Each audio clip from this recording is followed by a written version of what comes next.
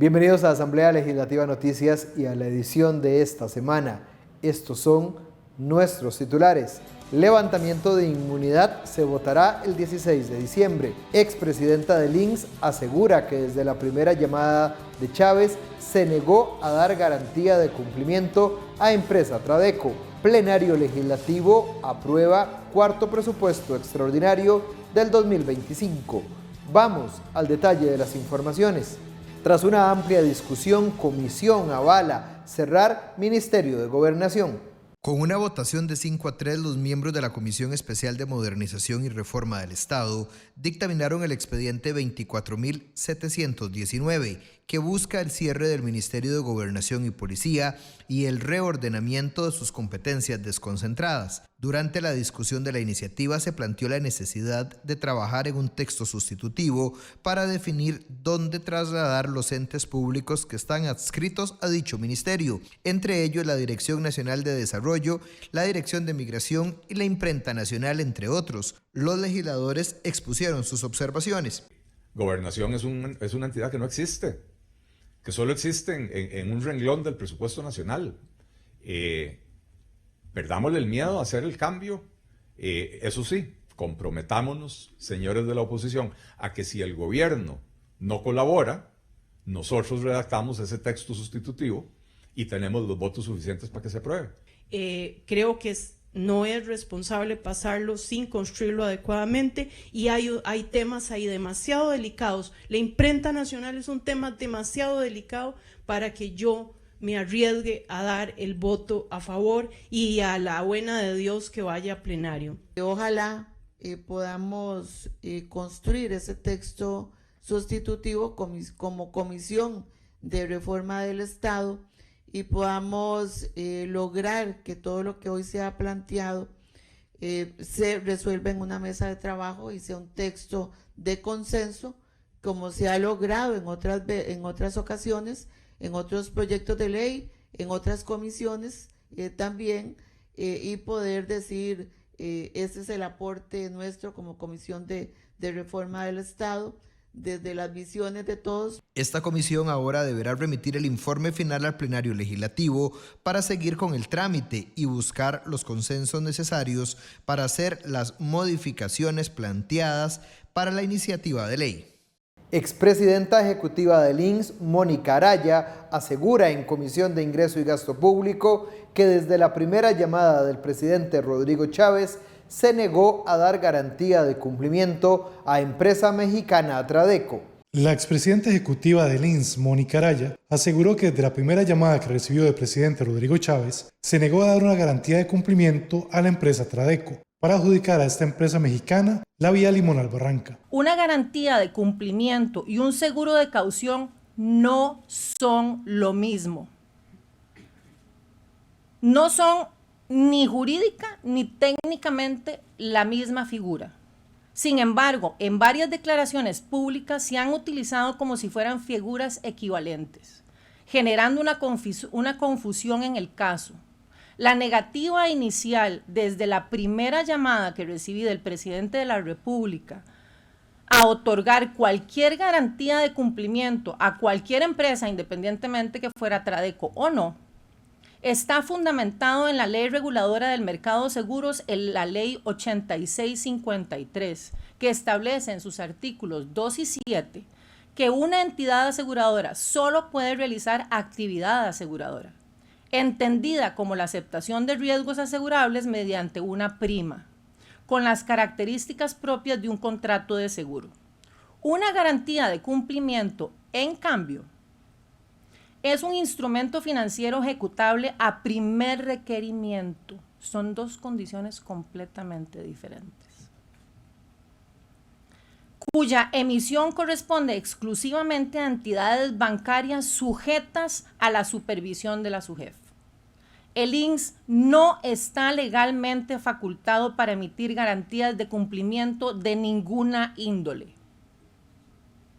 Así lo establece también el reglamento de la Ley de Contratación Administrativa en su artículo 42. Esto se encuentra explícito, con detalle, en el criterio jurídico PJDSGS 004-2011 de la SUGESE, que le adjunto a esta comisión con mi declaración emitida este día. Esa primera llamada del señor presidente, ocurrida aproximadamente en el último trimestre del 2022, y me disculpo porque igual no acuerdo exactamente la fecha porque fueron varias llamadas, pero la primera llamada que yo tuve fueron realizadas en todos los casos al teléfono celular institucional del INSS que tenía en ese momento y que se me fue quitado el día que me fui y se le entregó a otro funcionario. Estábamos en conferencia con el entonces ministro Luis Amador, quien realiza la llamada, tengo entendido que es Casa Presidencial, y quien inicia la llamada es el señor presidente. El presidente expresó que era urgente otorgar una garantía de cumplimiento a una empresa denominada Tradeco para el contrato de la carretera Barranca-Limonal. En ese momento yo no tenía conocimiento alguno de la empresa, ni de su eventual participación con el MOP, ni el estatus o tipo de contrato. Ninguno de estos temas fue mencionado ni en esa llamada ni en ninguna otra con ninguno de los dos. En mi caso, ese contexto era absolutamente irrelevante, porque mi respuesta fue un no rotundo. Araya afirmó ante los diputados de la Comisión de Control de Ingreso y Gasto que ante su negativa, Chávez insistió. La respuesta del señor presidente en ese momento fue: ve a ver cómo hace para lograrlo. Le reiteré que no era posible y que lo único que podría eventualmente analizarse era algún tipo de seguro siempre y cuando la empresa cumpliera los requisitos que establece la regulación. No me acuerdo cuánto tiempo después, pero fue muy corto el tiempo, tal vez un día, máximo 2 días después, mi jefe de despacho, la actual presidente del INSS, Gabriela Chacón, me informa que el presidente la había llamado a su teléfono celular y que ella puso en su teléfono a Luis Fernando Monge, el gerente en ese momento, en la llamada donde hablaron de un posible seguro de caución a la empresa Tradeco. Eso fue confirmado por la propia señora Chacón en la entrevista publicada por La Nación el 4 de noviembre del 2025. Aunque en realidad las llamadas no fue una, fueron constantes, del mismo presidente de la República. Nunca tuve una llamada del ministro de Obras Públicas, el que gestionó siempre qué pasaba en el INSS con relación a este tema fue el mismo presidente de la República.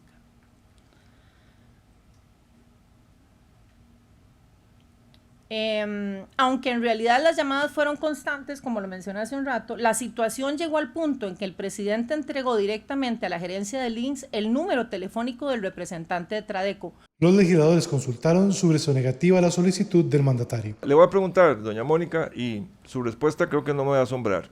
¿Usted ha recibido llamadas, amenazas o seguimientos después de que usted ha hecho público lo que hizo con el Ministerio Público y sus declaraciones a su salida en el Instituto Nacional de Seguros?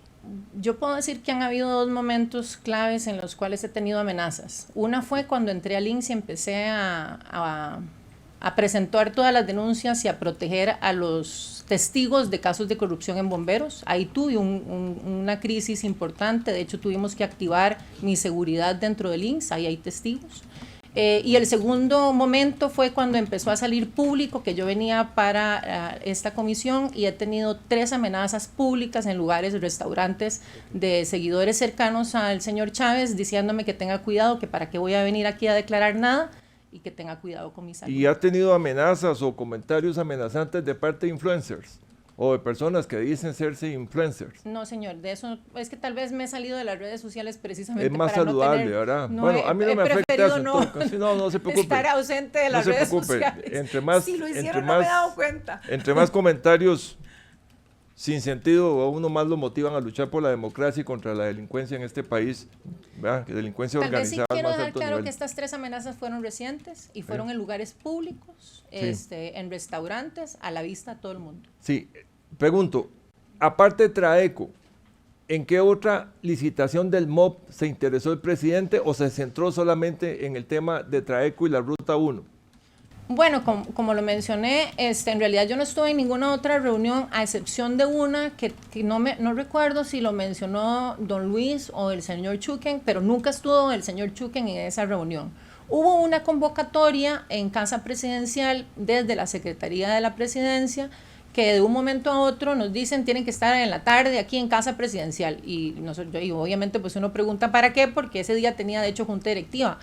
Tuve que cancelar la junta directiva y llegar a Casa Presidencial y me dijeron usted solo venga, ¿verdad? Y me hice presente y en esa reunión era en el despacho que normalmente es de Consejo de Gobierno, pero no era Consejo de Gobierno, y fuimos convocados don Luis Amador, el señor Acosta, el ministro de Hacienda, don Marcos, el presidente del ICE, y yo como presidente del INS, y se dio una presentación solicitada por el presidente de la República, por un estructurador financiero internacional, para ver cómo se hacía para hacer una emisión local o internacional para poder comprarle la autopista 27 a Global Vía. Yo le soy muy sincera, ninguno de los que estábamos convocados, por lo menos que yo supiera, sabíamos a qué íbamos. ¿Y usted esas amenazas que ha recibido en lugares públicos donde hay testigos las ha denunciado, me imagino? Todavía no. Pretendo, por eso solicité que la declaración de hoy fuera tramitida a la Fiscalía de la República y a partir de este momento pienso presentarla. Bueno, me parece que es el paso sensato porque en este país no podemos seguir normalizando la violencia y cada persona tiene derecho a respetar su vida y su espacio privado. Pero nada más rápidamente dentro de la recapitulación, bueno, cuando se da el criterio negativo y que se llama al presidente, donde la trata de incompetente, de inepta, etcétera, esos adjetivos, digo, usted está cumpliendo su rol como funcionaria pública dentro de una administración y más bien le está cuidando la espalda al presidente de la República en una cuestión que pudiera capaz de detonar en todas unas investigaciones y todo el tema. Y es ahí donde a uno como que le genera un sinsabor en el sentido de que yo como presidenta ejecutiva le estoy diciendo, presidente, usted está a punto de cometer una ilegalidad. Presidente, si nosotros tomamos esta decisión no estamos facultados legalmente, y como que la persona que es su jefe inmediato, en lugar de agradecerle y decir, sí, gracias por ahorrarnos este problema, más bien se molesta. ¿Usted le encuentra algún tipo de sentido o lo está viendo la misma óptica que yo, que es como un mundo paralelo o una lógica inversa? Tal vez dos aclaraciones, señor diputado. Uno, estoy casi segura que la llamada fue del presidente y no mía al presidente. Estoy casi segura. Como le comenté, las llamadas de ese día para ver el resultado de la junta directiva fueron constantes. Lo que dice doña Catherine, creo que es importante aclararlo. Puede ser que la votación haya sido mía positiva, ¿verdad? Puede ser, pero yo también sabía que el resultado iba a ser negativo en la mayoría, ¿verdad? No estoy diciendo que no y no recuerdo. Doña Mónica, usted habla que el presidente le llamó varias veces para solicitar el avance de la póliza o que le explicara el término de la póliza de caución. No. Primero le llamó para decirle que podía gestionarse. No, voy a aclarar ese punto porque creo que en la declaración por eso lo hice pausadamente, aunque es una explicación de lo que sucedió durante 5 meses de la manera más resumida posible. Pero en realidad la primera llamada la primera llamada fue para un seguro, para una garantía de cumplimiento. Ok, el presidente, gracias porque quería esa respuesta. El presidente le pidió a usted una garantía de cumplimiento que es un, ¿cómo se dice? Producto bancario, no es un producto del INS, y así como lo y nada tiene que ver con seguros. Ok, eso es un dato importante, o sea, primero no sé si es por desconocimiento o por conveniencia que le pide o porque ya el Banco Nacional le había rechazado a él la garantía de cumplimiento y estaba buscando en el INS una posibilidad que legalmente no se puede dar. Los diputados continuarán con la investigación sobre el tema de Tradeco. Durante audiencia, diputados señalan contradicciones del canciller por declaraciones de embajadora Catalina Crespo. Fuertes cuestionamientos realizaron los miembros de la Comisión de Relaciones Internacionales y Comercio Exterior al canciller Arnoldo André Tinoco por las manifestaciones de la embajadora Catalina Crespo Sancho sobre la supuesta convocatoria del Congreso de los Estados Unidos para referirse al caso de levantamiento de inmunidad en contra del mandatario. La señora embajadora indica lo siguiente: el hecho de que exista la posibilidad de que se destituya al presidente genera muchísimas dudas de Costa Rica y en especial de la democracia de Costa Rica. 2. La posibilidad de que saquen a un presidente electo por el pueblo, electo democráticamente a nivel internacional y a nivel de los Estados Unidos, no se ve bien para nada. 3. El hecho de estar con la posibilidad de quitarle la inmunidad y sacar a un presidente, Estados Unidos lo ve como derrocar a un presidente y es seriosísimo. Las manifestaciones de la embajadora, señor ministro, son fuertes, desafortunadas, imprudentes y osadas. Lo que hace la señora embajadora es dejar un conjunto de interrogantes con una retórica muy vaporosa, con el objetivo de que quedara la imagen pública de que en Estados Unidos efectivamente existían graves dudas porque potencialmente se está debilitando nuestra democracia. No hace falta ser experto en narrativas para comprender que eso ocurrió en esa entrevista. Es delicado cuando doña Catalina dice, una de sus frases, este nuevo ataque a la democracia es el que está sufriendo Costa Rica. Si usted me dice que ella en su condición de embajadora, representante de Costa Rica ante el gobierno de Estados Unidos, da estas declaraciones y que nuestra Cancillería avala estas manifestaciones, me preocupa entonces que Cancillería esté creyendo que en nuestro país está habiendo un ataque a la democracia. En su exposición, el responsable de la política exterior defendió las acciones de la embajadora e indicó que los representantes solo buscaban obtener información de un hecho inédito en el país. La embajadora se basó en el correo oficial recibido en la embajada, indicando que el presidente de un subcomité de la Cámara de Representantes solicitaba una reunión con la embajadora para que brinde una sesión informativa a varios miembros del Congreso que trabajan temas del hemisferio occidental.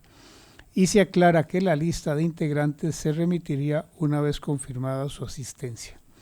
En la práctica legislativa en Washington, cuando una convocatoria se hace en nombre del presidente de un subcomité y se prevé la participación de varios despachos, se interpreta como una gestión de un órgano del Congreso, no como un acto estrictamente personal.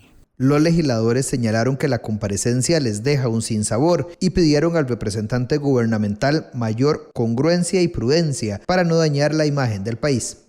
Martes 16 de diciembre, el plenario legislativo discutirá levantamiento de inmunidad al presidente Rodrigo Chávez. El plenario legislativo acordó que el 16 de diciembre se vote la solicitud de levantamiento de la inmunidad al presidente de la República, Rodrigo Chávez, pedido por el Tribunal Supremo de Elecciones por presunta beligerancia política. Los diputados acordaron que se darán 30 minutos al mandatario si se presenta a la sesión. Martes 16, habíamos pensado originalmente en la reunión de jefes que fuese el lunes, pero por una situación de salud que el presidente debe atender, nos pareció que era lo cortés, lo adecuado, y en virtud de que fuimos informados por parte de la diputada Pilar Cisneros, se traslada para el martes para darle la oportunidad al señor presidente de poder participar.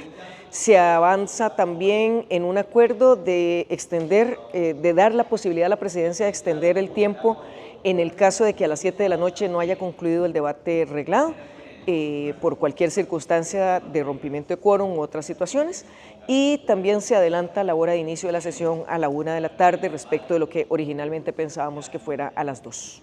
El legislador Daniel Vargas se manifestó en contra del levantamiento de la inmunidad de Chávez. Nuestra constitución política es meridianamente clara. La inmunidad de los altos funcionarios solo puede levantarse para causas de naturaleza estrictamente penal. Sin embargo, pese a esa claridad inequívoca, la comisión por mayoría decidió emitir un informe afirmativo recomendando al plenario el desafuero del presidente de la República con el propósito de continuar un procedimiento ante el Tribunal Supremo de Elecciones. Esto es un salto interpretativo sin base constitucional, sin respaldo legal y sin sustento convencional. Es precisamente por esta situación que anuncio ante este plenario que presentaré un informe negativo de minoría, con la convicción jurídica, con responsabilidad política y con respeto a la voluntad popular. Ese informe deja claro que el procedimiento impulsado carece de fundamento en el ordenamiento jurídico costarricense por las siguientes razones esenciales. Primero, incompetencia de la Asamblea Legislativa. La Constitución no otorga al Congreso la facultad de levantar la inmunidad presidencial para permitir que el Tribunal Supremo de Elecciones juzgue y eventualmente sancione al presidente por supuestos actos de beligerancia política. La única excepción posible, y está expresamente indicada en nuestra Carta Fundamental, es en materia penal. Pretender ampliar esa competencia por vía interpretativa es una extralimitación. Esta es la segunda vez que se vota una solicitud de levantamiento de inmunidad al presidente. La primera fue solicitada por la Fiscalía y recibió 34 votos favorables, pero se requerían 38. Dan rango legal a la Dirección de Cambio Climático. La Comisión Permanente Especial de Ambiente dictaminó positivamente el expediente 24.300, Ley para la Resiliencia Climática de Costa Rica y creación de la Dirección de Cambio Climático. La propuesta tiene como objetivo establecer las bases para la acción climática en Costa Rica, abordando la mitigación de emisiones de gases de efecto invernadero. Además, la adaptación a los impactos del cambio climático y la promoción de prácticas sostenibles en todos los sectores, permitiendo reducir la vulnerabilidad y aumentando la resiliencia a los efectos adversos del cambio climático. Es muy irónico que en este momento estemos discutiendo la posibilidad de abrir una dirección de cambio climático en el país cuando Costa Rica históricamente ha tenido posiciones clarísimas y no ha habido que generar ninguna legislación particular para que se abra una dirección de cambio climático en este país. Lo que sí queda claro es que esta administración, y sobre todo en la figura de Franz Stautenbach, ha sido un verdadero desastre en la gestión ambiental de Costa Rica.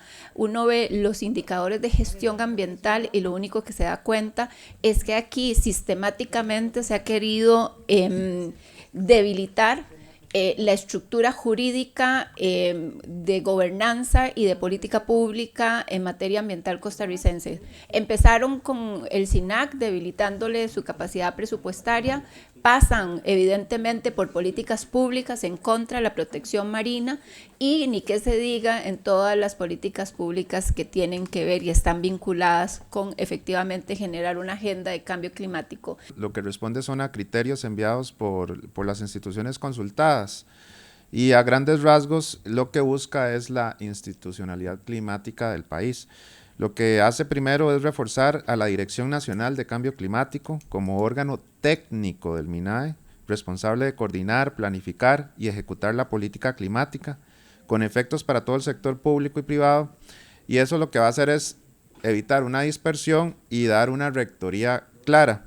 Y al convertir a la Dirección de Cambio Climático en dirección nacional, lo que se le va a dar es un mayor peso jurídico y aclara su responsabilidad en lo que es formular, en dar seguimiento, en evaluar instrumentos como la estrategia climática de largo plazo, en Plan Nacional de Adaptación, en las NDC, en los inventarios y en los informes de país.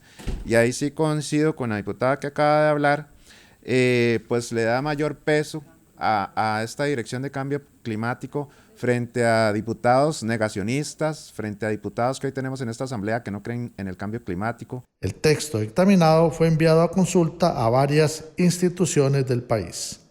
Legisladores cuestionan atrasos en construcción del nuevo hospital para Limón. Los diputados de la Comisión de Limón cuestionaron los atrasos en la construcción del nuevo hospital de la provincia. Los legisladores recibieron en audiencia personeros del MINAE, de la Caja Costarricense de Seguro Social y del Ministerio de la Presidencia. Venimos precisamente los compañeros acá vestidos de negro pero como un símbolo que cada día más que haya retraso en el hospital, en la construcción del hospital Tony Facio, significa muertos, significa enfermedad, significa un atentado contra la salud pública.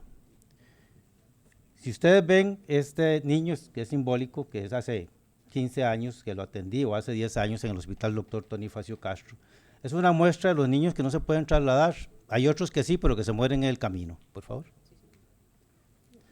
Hemos venido hace 15 años, aunque les parezca a ustedes que no es así, pero hace 15 años la población limonense se organizó y venimos trabajando por un hospital que desde entonces estaba saturado y colapsado.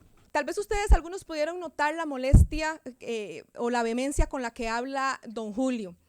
Esa vehemencia o esa molestia, tal vez no todos quienes están en esta sala la puedan entender, porque don Julio, pues además de que fue funcionario de la Caja, igual que esta diputada, y que conocemos las falencias y la manera tan crítica y caótica que a veces se trabaja en este hospital, pues tenemos muchos años luchando por este hospital. Allá como por el 2012 o antes, don Julio, en el 2011 vinimos a una reunión con la presidenta de la Caja y la gerente médica, la doctora Balmaceda y la doctora Villalta, que por cierto no fue un muy grato recibimiento que tuvimos en aquella oportunidad.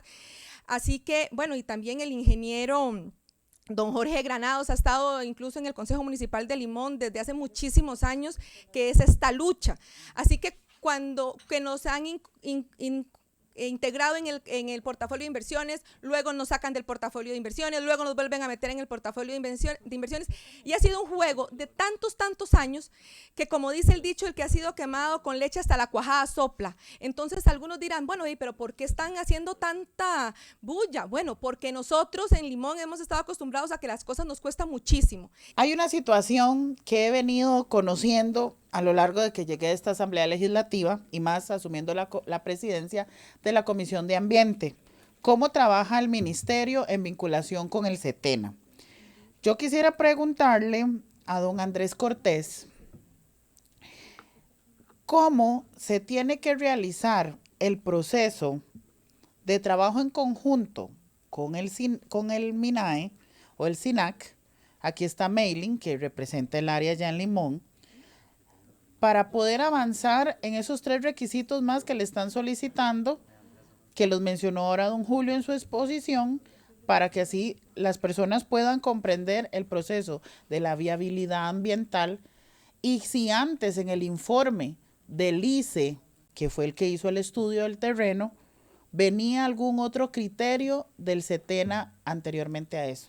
¿Cómo podemos hacer ese empate entre lo que se requiere en la viabilidad ambiental, los requisitos para poder avanzar con el proyecto, con pues su condición en el humedal, ¿verdad? Y todas las condiciones que conlleva el humedal, y el diseño de sitio también de la obra. Entonces, una coordinación de la parte de SINAC, de lo que le corresponde al SINAC, que es el tema el tema de las condiciones del humedal y todas las características, que en eso pues ellos son el ente competente, y nosotros, que es el tema de cómo adaptarlo a la obra para que pueda optar por la viabilidad. El jerarca del MINAE, Franz Sattenbach, indicó que el terreno donde se construirá el nuevo hospital es un humedal, pero la obra sí se va a realizar. Este lote tiene todas las condiciones para aplicar el decreto, ya le digo el número.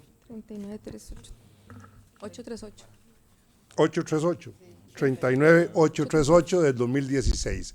Ese es el decreto que permite una construcción controlada cuando es obra pública en un humedal. Entonces, eso fue lo que quise decir. Ahora, que los costos ambientales van a ser bajos, sí, porque es un humedal muy impactado, más bien pueden haber cosas positivas. Y que el beneficio social del hospital, estoy convencidísimo, como lo presentó el señor Humphrey, ¿verdad? Don Julio, por supuesto, no hay vuelta de hoja, ¿verdad? Hay una relación costo-beneficio muy alta, en este caso. Los diputados esperan que la construcción avance para el beneficio de los pobladores de Limón. Plenario Legislativo aprueba última modificación al presupuesto del 2025 para fortalecer sectores sociales. El plenario legislativo aprobó con 39 votos el cuarto presupuesto extraordinario de la República para el ejercicio económico del año 2025. El plan de gasto tiene como objetivos incorporar los recursos provenientes del contrato de préstamo para financiar el programa de apoyo presupuestario e implementación de la política agroambiental y la iniciativa Agropaisajes Sostenibles por un monto de 100 millones de euros, equivalente a más de 58.000 millones de colones. El proyecto también refuerza con 1.500 millones el régimen no contributivo de pensiones de la Caja Costarricense del Seguro Social para garantizar el pago de diciembre. También se trasladan 2.500 millones que eran para el pago a exmuelleros y ahora serán para fortalecer los comedores escolares. Diputados de varias fracciones legislativas se refirieron al presupuesto extraordinario. A mí me preguntaban cuando votamos el presupuesto nacional por qué lo había votado en contra, y escuché también algunas versiones de que solo algunas diputaciones habían votado en contra del presupuesto nacional. Y esto tiene que ver con que yo sí creo, y esto no tiene que ver con esta administración, quiero decirlo, no va a ser un ataque político a esta gestión administrativa, aunque es pésima, pero quiero decir que Costa Rica necesita y demanda en este momento una gran reforma del Estado costarricense.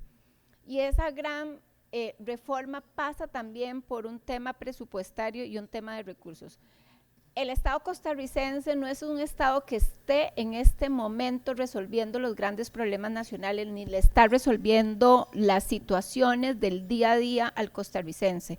Eso significa que las instituciones, muchas, no puedo decir que todas, pero la gran mayoría se volvieron un fin en sí mismo. Esta servidora por lo general siempre se opone a la falta de planificación, al carrerón, a lo que salga. Ese ser costarricense que todo lo deja de último y que quizás nos daña en todos los niveles y lastimosamente también toca el desarrollo económico y social del país, pero sobre todo el presupuesto. Se dice que sabemos cuáles son nuestras prioridades si sabemos a qué le dedicamos tiempo. Entonces, en el día podemos hacer ese ejercicio, ¿a qué le dedico yo más tiempo? Entonces esa es mi prioridad. Así pasa también en la administración pública. Un presupuesto es el fiel reflejo de la visión país y del proyecto que se quiere ejecutar. Pero vean que lastimosamente decimos, bueno, cuesta mucho trabajar en 4 años, es cierto. Es cierto porque se llega el primer año y el presupuesto ya está definido y eso lo vivimos tanto en el gobierno de la República como en las municipalidades. De las preocupaciones que se han planteado quienes han tomado la palabra para esta discusión, que en esta ocasión han sido pocos y pocas, pero que nos parece que aquí estamos en presencia de una distorsión de lo que debería ser un presupuesto extraordinario. ¿En qué sentido lo digo? La idea del presupuesto extraordinario es tener la oportunidad de hacer ajustes de ese presupuesto en virtud de cambios específicos, en virtud de poder atender mejor algunas de las prioridades, de que haya habido, digamos, en el cálculo original del presupuesto ordinario, algunos elementos que hayan variado y que hayan impedido que la planificación se dé. Los diputados además aprobaron definitivamente el expediente 23.234 que busca reducir precios y mejorar el acceso a medicamentos en el sector privado, promoviendo mayor competencia y transparencia. Hoy puedo decir con total certeza, lo logramos. Aprobamos en este plenario en segundo debate la Ley de Fomento de la Competencia en el Mercado de los Medicamentos.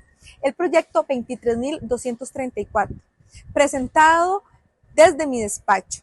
El corazón de esta ley es el establecimiento de un precio de referencia de los medicamentos cuando ingresen al país. Mecanismos que ya implementan otros países como Colombia, como Alemania, como El Salvador, como Chile, o algunas otras herramientas como regulación directa de precios, como lo hace Nicaragua, o también subsidio, como lo hace España. Esta nueva ley propone homologar los registros sanitarios, regular importaciones paralelas, fortalecer la información al consumidor, permitir sustitución por genéricos equivalentes y crear una Comisión Nacional de Precios para establecer metodologías de regulación y supervisar el mercado. Gracias por habernos acompañado en esta edición de Asamblea Legislativa Noticias. Lo esperamos en nuestra última edición del 2025.